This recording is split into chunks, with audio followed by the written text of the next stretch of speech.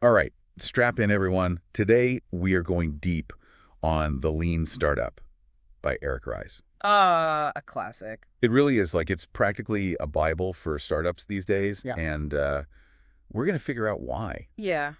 It is interesting, though, how it was published back in 2011, but Yeah, it's still so relevant it's crazy. for today. It's like Eric Ries had a crystal ball or something Yeah. and could see the future of business. Totally. What's even cooler, though, is that it's not just for, like, tech startups in Silicon Valley. Right. Rees starts out by broadening the whole idea of entrepreneurship. Mm-hmm. He argues that anyone, even if you're in a small startup or a giant company, Yeah. can use these principles if they're operating under conditions of extreme uncertainty. Yeah. And he uses Intuit as an example of that. Oh, yeah. The company behind TurboTax and QuickBooks, Mhm. they were already massive, over 7,000 employees when they launched this super innovative product, SnapTax. Okay, so hold on. What does working under extreme uncertainty actually mean? That's a good question. Is that something our listeners need to really understand before we even I think so, yeah. go any further? It basically means you're building something where you just don't have all the answers up front. You have hypotheses about what customers want. You know what features are going to be valuable for your Right. business model, but those are just assumptions until they are tested. So it's like you're navigating uncharted territory, Exactly. but you have a compass but no map. Yeah, you got it. Okay, I like that. And that's where the lean startup methodology comes in. It's So- like this framework Yeah. to navigate the uncertainty, Right. to test those assumptions, turn them into, validated learning. I see, yeah. Yeah. And Rees used the story of IMVU Yes. to kind of illustrate this idea of validated learning. And it's not a straightforward success story either, Right. which I think makes it even more compelling.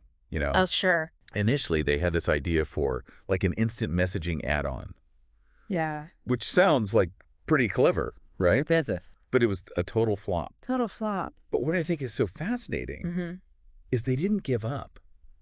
They actually learned from their mistakes, from real customers, Entrepreneurs. and eventually pivoted to a totally different model, right? That's right. Yeah. Okay, so that's where the famous build, measure, learn loop comes into play. There is. You build something, Mhm. even if it's bare bones. Yep. You measure how customers respond, Mm-hmm. you learn from the data, and then You iterate. you iterate, okay? Yeah. And this loop, it's not just a random cycle. Right. It's about approaching your business scientifically. Interesting. Startups exist not to build products, Uh-huh. but to learn how to build a sustainable business. I like that. And that learning has to be validated not through intuition or anything like that, through real-world experiments. This reminds me of that Zappos story Oh, yeah. that Rees tells. They wanted to test the demand for, a better online shoe shopping experience. They wanted to see if people would actually buy shoes online. Exactly. Yeah, right. So instead of just doing market research or focus groups, Mm-hmm. they actually built a simple website, stocked it with shoes, Yeah. and just saw if people would actually That's buy. the MVP, minimum viable product. Okay, so they didn't need this fancy website or a huge inventory or Yeah, anything. It yeah. was just the fastest way to get customer data. Exactly. And it worked. It did. People loved the convenience, and Zappos was born.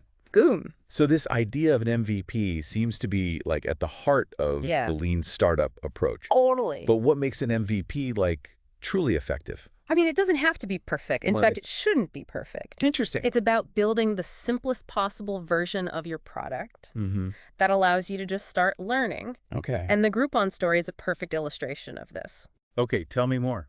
Their MVP was a handmade PDF coupon for a pizza place. Wait, seriously? A PDF? Yeah. That's amazing. They used a blog to offer the deal and manually emailed the PDF to people who signed up. Wow. It was scrappy, but it allowed them to answer that core question, Yeah. Would people be interested in group buying deals?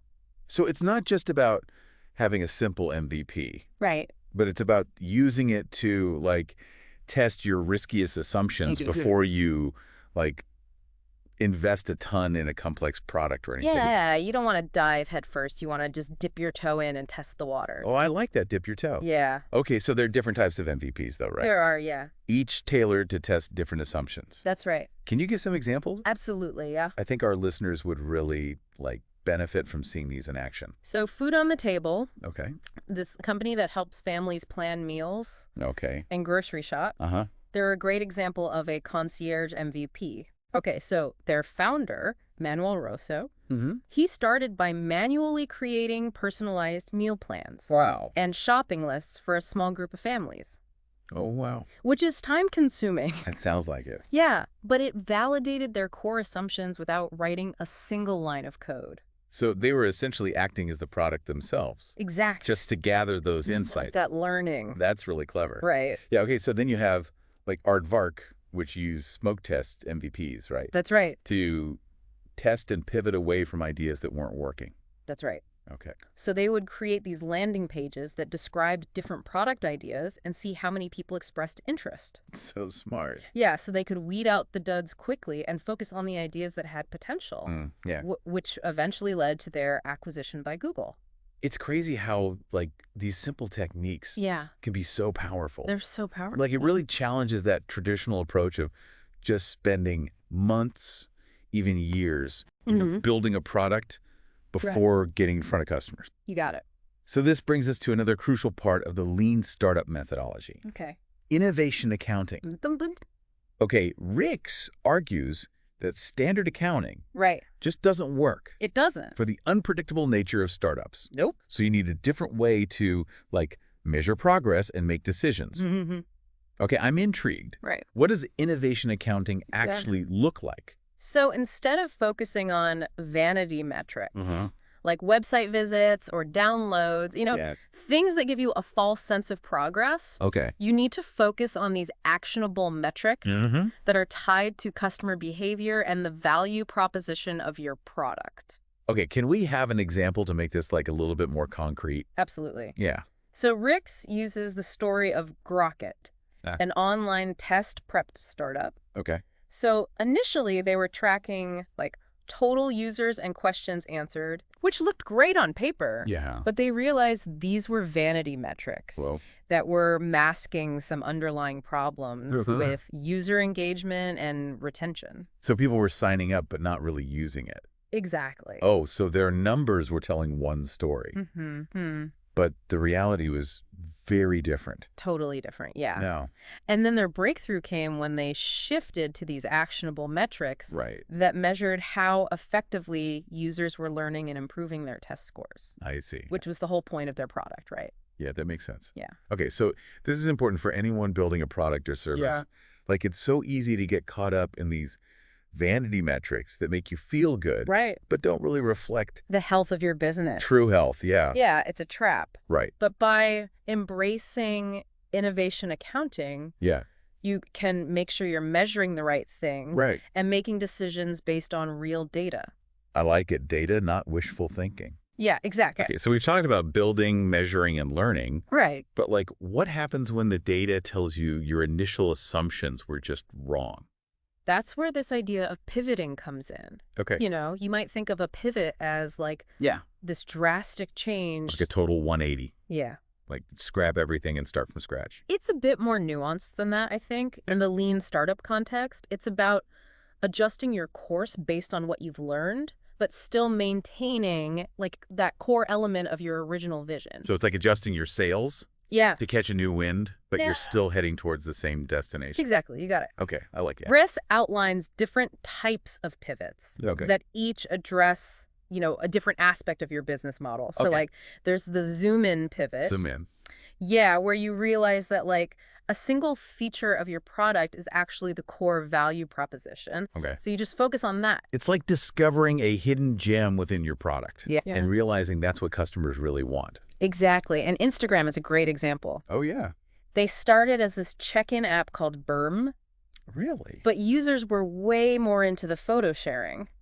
Oh, interesting. So they pivoted, focused solely on photos. Boom, Instagram. The rest is history. So they didn't completely abandon the idea. Right. They just kind of shifted focus based on what they learned. Right, exactly. Okay. And then there's the customer segment pivot. Okay. Where you realize you're targeting the wrong group of people. You're talking to the wrong people. Wrong people. Yeah. So you got to switch it up. This reminds me of PayPal. Oh, yeah.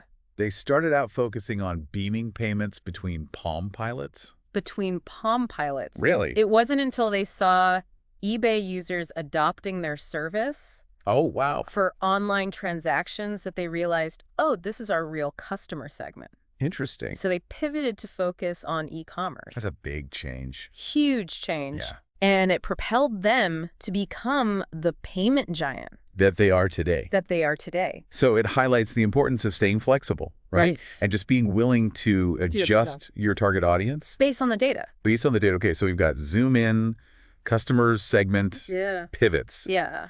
Are there any other types? Yeah, there's also the platform pivot, Right. where you shift from like a single product Right. to a platform that allows others to build on top of your tech. I see. And Amazon Web Services is a perfect example. Okay. They started by building their own internal infrastructure for e-commerce, but realized, hey, we can offer this as a service to other companies. It's amazing how these pivots can lead to like these unexpected but successful outcomes. Totally. Right. It's all about embracing the learning process. Right. And adapting to the feedback. It's not a failure. No. It's a sign of like learning and adapting. It's learning. Yeah. Speaking of adapting, I thought it was really interesting how Ries talked about managing innovation within large organizations. Yeah. It seems like those big companies Yeah. with all their processes and hierarchies Right. would struggle to be like as nimble and adaptive Yeah, for sure. as a startup. He introduces this idea of the innovation sandbox. Oh, okay. Which is this protected space within the company where teams can experiment, iterate rapidly without being bogged down by the bureaucracy. So it's like giving those teams Yeah. like a little island of freedom Exactly. where they can run wild with their ideas. Exactly. Run wild. Okay, I like that. And he provides like a whole framework for establishing these innovation sandboxes, Right. Outlining the key elements needed, clear goals, dedicated resources, and a tolerance for failure. That's a big one. You got to be willing to strike out a couple times before you hit that home run. Right. So it's about creating an environment where people feel safe to take risks Absolutely. and learn from their mistakes. That's it.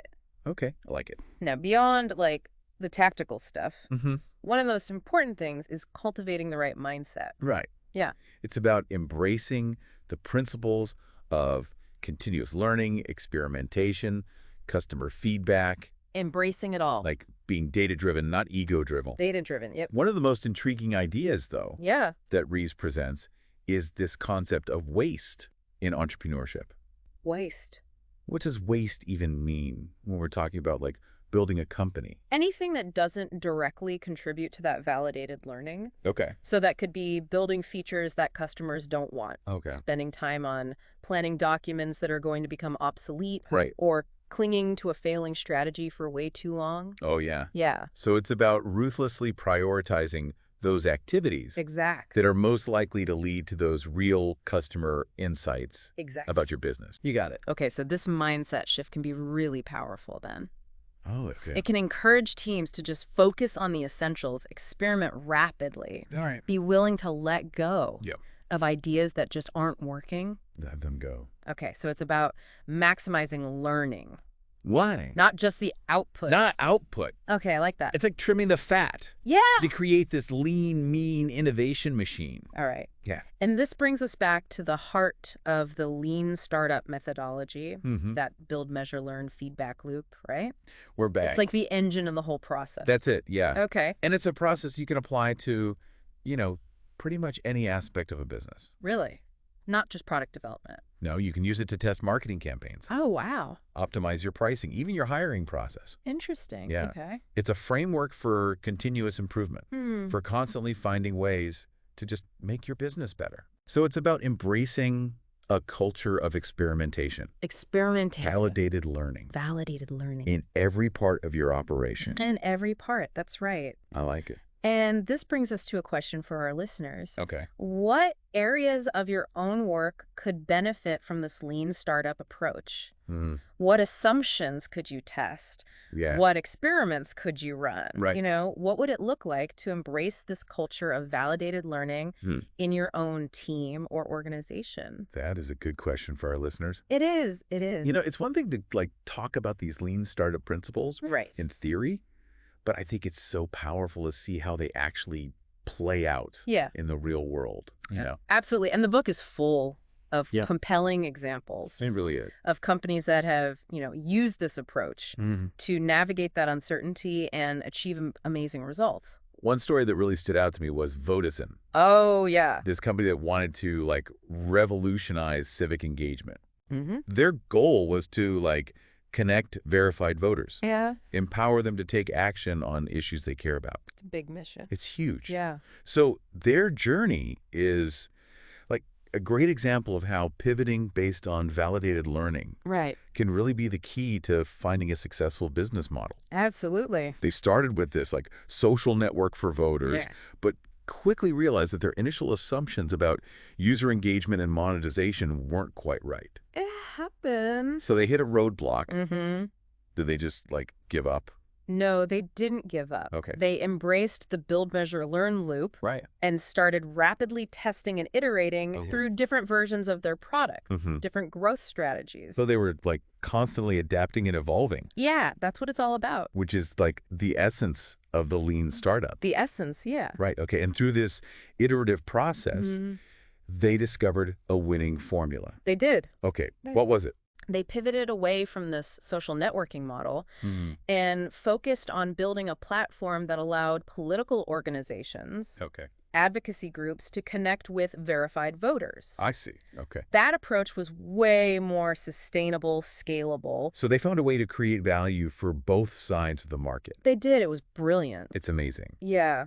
And it was all thanks to their willingness to embrace these core principles.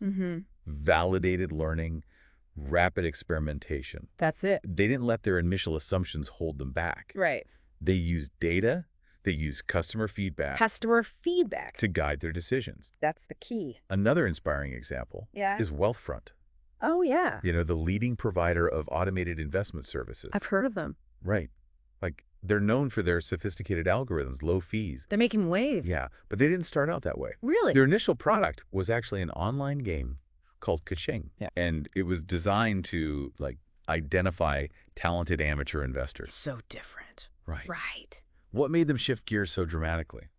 They were listening to their users, open to pivoting. Okay.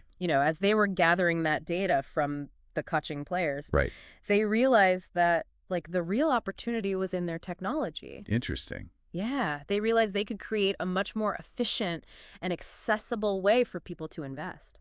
I see. So they took a leap of faith. They did. And pivoted to become the Wealthfront we know today. Wow. It just shows you that you don't always have to have all the answers up front. You really don't. Sometimes the most successful businesses are the ones that are willing to evolve, That's right. adapt along the way. Yeah. Right. That's what makes the lean startup Yeah. such a great guide. It does. It provides that framework for navigating the uncertainty Right. of building something new. So as we wrap up our deep dive Mm-hmm. into the lean startup, what's the most important takeaway you want our listeners to walk away with? I think the key is that success isn't about having the perfect plan from the get-go. Right. It's about having a process for learning and adapting, a process for turning those assumptions into, that validated learning, Okay. embracing experimentation. Being comfortable with failure. Comfortable with failure. It's a learning opportunity. That's right. Yeah. And constantly seeking out ways to just improve. Improve, improve, improve. It's about having the courage to step outside your comfort zone. Yes. Test your assumptions and build something truly valuable, Yeah. even if it means changing course along the way. I think Eric Ries said it best. Okay, what do you say? The only way to win is to learn faster than anyone else. That's a great quote. It is. So to all our listeners out there, Yes. no matter what you're building, what challenges you're facing, Yeah. remember the power of these lean startup principles. That's right. Embrace the uncertainty, experiment, and never stop learning. Never stop learning. Thanks for joining us on this deep dive Thank everyone. into the lean startup. We hope you found it insightful and inspiring. We did too.